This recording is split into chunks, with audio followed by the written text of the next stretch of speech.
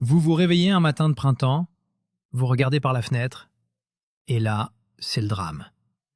L'herbe est complètement blanche, recouverte d'une épaisse couche de givre. Et soudain, une pensée terrifiante vous traverse l'esprit. Vos jeunes plants de tomates, vont-ils survivre à ce froid polaire? Aujourd'hui, nous allons répondre à la question qui hante tous les jardiniers. Le fameux voile d'hivernage a-t-il vraiment tenu le coup face aux températures négatives de cette nuit? Je vous promets que vous allez découvrir des choses totalement inattendues sur cette fine toile blanche. Je vais même vous prouver qu'une erreur très courante que nous faisons tous peut transformer ce voile protecteur en un véritable congélateur pour vos plantes. Alors, êtes-vous prêt à découvrir la vérité qui se cache sous la glace? Restez bien jusqu'à la fin, car le résultat de notre test grandeur nature va vous surprendre. Et vous, dites-moi dans les commentaires, avez-vous déjà perdu des cultures à cause d'une gelée surprise au mois de mai? Pour bien comprendre la situation, il faut faire un petit saut en arrière. Le voile d'hivernage, ou agrotextile, est devenu le meilleur ami des jardiniers depuis de nombreuses années. Historiquement, nos grands-parents utilisaient des cloches en verre, des vieux draps ou même du papier journal pour protéger les jeunes pousses des fameux seins de glace. Puis, la technologie agricole a créé ce tissu synthétique, léger et poreux. L'idée de base est brillante. Ce tissu laisse passer la lumière du soleil et l'eau de pluie, tout en emprisonnant une petite couche d'air au niveau du sol. C'est cet air, réchauffé par la terre pendant la journée, qui est censé créer un microclimat la nuit. On nous vend ce produit comme le bouclier ultime contre les gelées printanières et automnales. Mais entre la théorie et la pratique, il y a parfois un énorme fossé. Surtout quand le thermomètre descend brutalement bien en dessous de 0 degré. C'est exactement ce qui s'est passé la nuit dernière, offrant le terrain idéal pour tester les limites réelles de ce matériel. Le soleil n'était pas encore levé que je marchais déjà vers le potager. Sous mes bottes, la terre gelée craquait bruyamment. Ce bruit sec, c'est le cauchemar absolu de tous ceux qui cultivent la terre. Le thermomètre extérieur affichait fièrement -4 degrés Celsius. Oui, vous avez bien entendu, -4 degrés en plein milieu du printemps. C'est le genre de matin glacial où l'on regrette amèrement d'avoir été trop impatient avec ses plantations. En m'approchant des bacs de culture, mon cœur battait très fort. J'avais passé presque 2 heures la veille au soir à installer ce voile d'hivernage blanc sur absolument toutes mes rangées. Les fabricants affirment que c'est une barrière infaillible, mais face à un froid aussi mordant, le doute vous ronge de l'intérieur. Imaginez un peu le décor. Le jardin tout entier est saupoudré d'une couche scintillante de givre. Le tissu du voile lui-même est dur comme du carton, totalement figé par la glace de la nuit.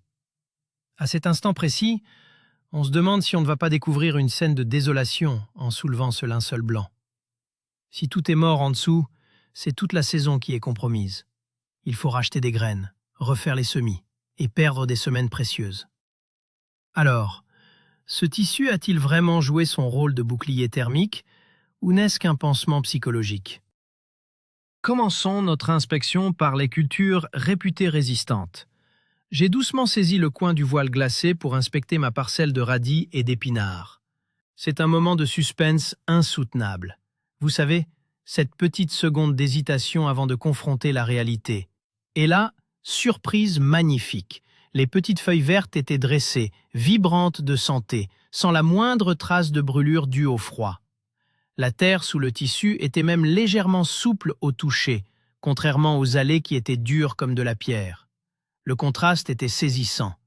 Pour ces plantes qui tolèrent déjà des températures fraîches, le voile a agi comme un véritable dôme protecteur. Il a maintenu la température juste autour de 0 degré, empêchant le givre de se déposer directement sur les feuilles. C'est un point crucial à comprendre. Le gène ne tue pas toujours par le froid de l'air. Il tue souvent parce que les cristaux de glace se forment sur les cellules de la plante et les font exploser. Ici, la barrière physique a fait son travail à la perfection. Mais attention, ne crions pas victoire trop vite. Protéger des radis, c'est le niveau le plus facile du jeu. La véritable épreuve de force nous attendait quelques mètres plus loin. Il était temps de passer aux divas du potager. Je veux bien sûr parler des tomates et des courgettes. C'est ici que l'on va briser un mythe gigantesque. Beaucoup de gens pensent que couvrir une plante tropicale avec un voile d'hivernage la rend totalement invincible face au gel. C'est une erreur monumentale. En soulevant le tissu sur ma ligne de jeunes pieds de tomates, le spectacle était beaucoup moins joyeux. Certaines feuilles situées en haut des tiges étaient d'un vert très sombre, molles et retombantes. C'est le signe classique d'une cellule végétale qui a gelé puis dégelé. Pourquoi ce désastre partiel? La réponse réside dans la condensation. Pendant la nuit, l'humidité du sol s'évapore et vient se coller sous le tissu. Si la température chute drastiquement, cette condensation gèle et l'air glacial s'infiltre. L'agrotextile n'est pas un radiateur magique. Il peut gagner 2 à 3 degrés par rapport à l'extérieur, pas plus. Si dehors il fait -5, sous le voile, il fera -2. Et pour une tomate habituée à la chaleur, -2 degrés, c'est une condamnation à mort. L'illusion de sécurité totale offerte par ce tissu est le piège numéro 1 pour les jardiniers débutants. Mais attendez, car le problème vient souvent du matériel lui-même. Parlons d'un détail technique que presque personne ne vérifie au moment de l'achat en jardinerie. C'est l'épaisseur, ou plus précisément, le grammage du tissu. La plupart des voiles vendus à bas prix pèsent 17 grammes par mètre carré. C'est fin comme du papier à cigarette. Face à une gelée blanche légère de fin de saison, ça peut suffire. Mais face à notre gel à -4 degrés de cette nuit, c'était comme essayer de se protéger d'une tempête de neige avec un simple t-shirt d'été. Pour de telles conditions, il faut impérativement utiliser un voile de 30 grammes, voire 40 grammes par mètre carré. C'est beaucoup plus épais, presque comme une petite couverture polaire. La différence de pouvoir isolant est colossale. Bien sûr, ce tissu plus lourd laisse passer un peu moins de lumière, mais en période de crise climatique nocturne, la survie prime sur la photosynthèse. Si vos plantes ont gelé cette nuit, alors qu'elles étaient couvertes, allez tout de suite vérifier l'emballage de votre rouleau. Je parie que vous utilisiez un grammage beaucoup trop faible pour lutter contre un froid intense. Le bon outil pour la bonne situation, c'est la règle d'or. Il y a un autre ennemi invisible qui s'est invité à la fête cette nuit, et c'est le vent. C'est un facteur déterminant que l'on sous-estime constamment. Si votre voile d'hivernage n'est pas parfaitement tendu et plaqué au sol, le vent va s'engouffrer dessous. Imaginez que vous dormez dehors sous une couette. Si quelqu'un soulève les bords de votre couette pendant que le vent souffle, toute la chaleur s'échappe en un quart de seconde. C'est exactement pareil pour vos légumes. L'efficacité du voile repose uniquement sur sa capacité à garder l'air tiède bloqué près de la terre. J'ai remarqué que sur la rangée de courgettes, là où le vent avait légèrement soulevé le tissu à cause d'une pierre mal placée, les feuilles étaient complètement brûlées par le gel. En revanche, au milieu de la rangée, là où le tissu touchait bien le sol sur tous les côtés, les dégâts étaient minimes. Il ne suffit donc pas de simplement jeter le tissu sur vos cultures de manière négligée. Il faut l'enterrer sur les bords, ou poser des briques lourdes et continues tout autour. L'herméticité au niveau du sol est le véritable secret d'une protection réussie face aux rafales nocturnes. Abordons maintenant l'erreur la plus tragique que l'on puisse commettre en utilisant ce matériel. C'est ce que j'appelle le syndrome du pont thermique. Pour aller vite, beaucoup de gens posent le voile d'hivernage directement en contact avec les feuilles des plantes. C'est catastrophique. Si le tissu touche la feuille et que le givre se dépose sur le tissu, le froid extrême va être conduit instantanément à la plante. Le tissu glacé devient le bourreau de la feuille. J'ai pu le constater de mes propres yeux ce matin. Chaque petite branche de poivron qui frottait contre la paroi du voile était devenue noire et flétrie. La seule méthode valable, c'est d'installer des petits arceaux, des piquets ou des tuteurs en bambou pour surélever le tissu. Il faut absolument créer un espace vide, une vraie chambre d'air entre le plafond de la couverture et le sommet de la plante. L'air est le meilleur isolant naturel du monde. En empêchant tout contact physique direct, vous augmentez de façon spectaculaire les chances de survie de votre potager. C'est un peu plus de travail à l'installation, c'est vrai, mais cela fait toute la différence entre une récolte abondante et un compost rempli de plantes mortes. Mais alors, existe-t-il une astuce ultime si l'on ne possède qu'un voile très fin et qu'une vague de froid intense s'annonce? La réponse est oui, et c'est la technique de la double couche. Au lieu d'acheter un tissu très épais, j'ai fait le test de plier mon voile de 17 grammes en deux, pour créer deux épaisseurs superposées. Et le résultat est scientifiquement fascinant.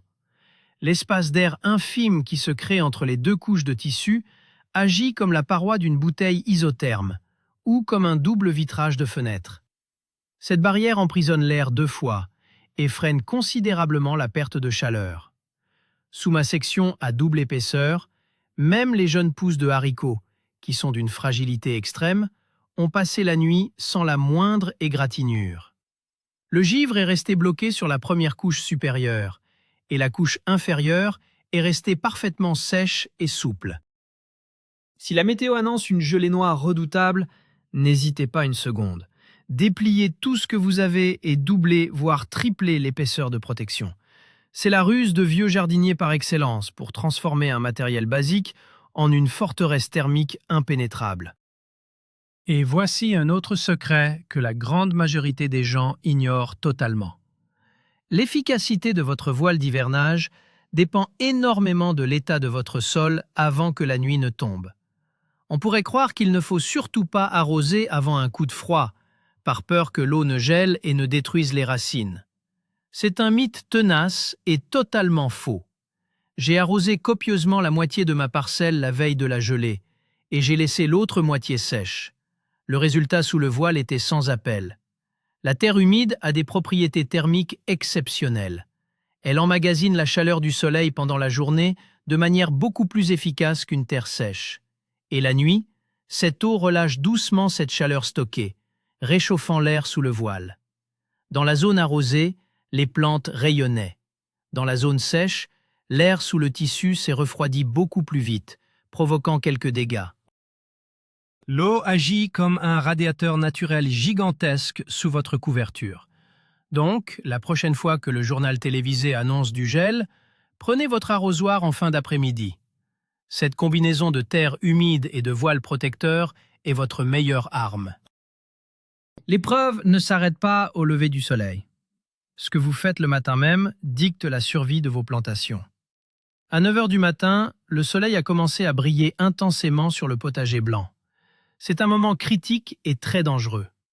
Si vous laissez le voile d'hivernage bien fermé alors que le soleil frappe, la température à l'intérieur va monter en flèche. L'effet de serre s'emballe de manière incontrôlable. En moins de 2 heures, il peut faire 30 degrés là-dessous. Vos plantes, qui viennent de lutter toute la nuit contre le froid glacial, vont se retrouver plongées dans un four tropical. Ce choc thermique brutal est souvent plus fatal que le gel lui-même. J'ai dû courir pour ouvrir les extrémités de mes tunnels et replier les tissus afin de laisser l'air frais circuler. La condensation de la nuit a pu s'échapper et les plantes ont pu respirer. Il faut gérer cet agrotextile comme une véritable aération mécanique. On ferme de manière étanche à la tombée de la nuit et on aère grandement dès que les rayons du soleil touchent la toile. C'est une gestion quotidienne exigeante, mais c'est le prix à payer pour avoir des légumes primeurs avant tout le monde.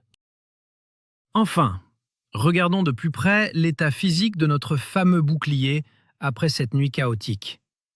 Le voile d'hivernage est-il un produit durable ou un déchet en devenir? En retirant les tissus, j'ai remarqué que le froid extrême les avait rendus très cassants. Là où la glace avait figé le matériel, le simple fait de tirer un peu trop fort pour enlever une pierre a provoqué une immense déchirure. Le tissu fin de 17 grammes s'est déchiré comme du papier toilette mouillé. C'est le gros point noir de ce produit. Il est incroyablement fragile. De plus, avec les rayons ultraviolets du soleil, il a tendance à se désagréger et à laisser de minuscules filaments de plastique dans la terre. Pour éviter cela, il faut absolument le manipuler avec une extrême douceur, surtout quand il est givré. Il faut le faire sécher à l'ombre une fois la période de froid terminée, le plier soigneusement et le ranger à l'abri de la lumière dans un garage. Si vous en prenez grand soin, un voile de bonne qualité peut vous durer 3 ou 4 saisons.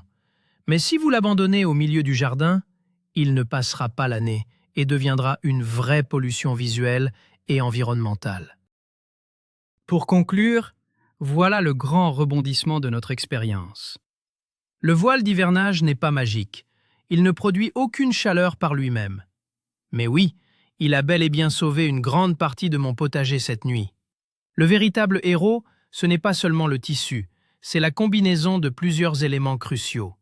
C'est la chaleur de la terre humide stockée la veille, couplée à une épaisseur suffisante de tissu, et le fait d'avoir empêché tout contact direct avec les feuilles grâce à des arceaux. Sans ces précautions, le voile n'aurait été qu'un drap funéraire pour mes tomates. Vous avez maintenant toutes les clés en main pour passer les prochaines gelées sans la moindre goutte de sueur froide. N'oubliez pas l'astuce de la double épaisseur, c'est votre joker pour les nuits les plus rudes. Si cette vidéo vous a aidé à comprendre comment sauver vos récoltes, n'hésitez pas à vous abonner à la chaîne, à laisser un gros pouce bleu et à activer la cloche des notifications. Je suis très curieux de vous lire, alors dites-moi dans les commentaires, quelle est votre technique secrète personnelle pour protéger vos plantes quand le gel arrive par surprise? Merci d'avoir regardé et à très vite au jardin.